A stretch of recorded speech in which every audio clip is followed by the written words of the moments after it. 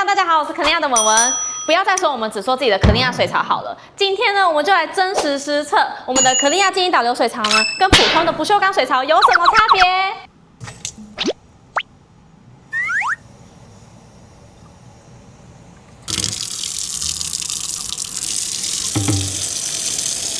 刚刚大家有没有注意听那个水声？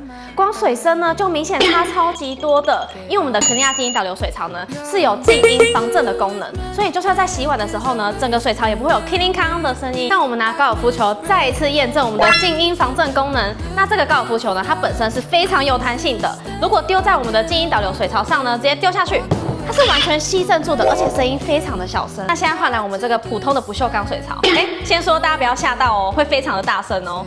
一丢下去，哇，真的超级大声的。然后呢，它也整个会弹跳起来。这个是肯尼亚的静音导流水槽，水声非常的小，水完全都不会溅起来。那我现在拿卫生纸，全新的测试给大家看。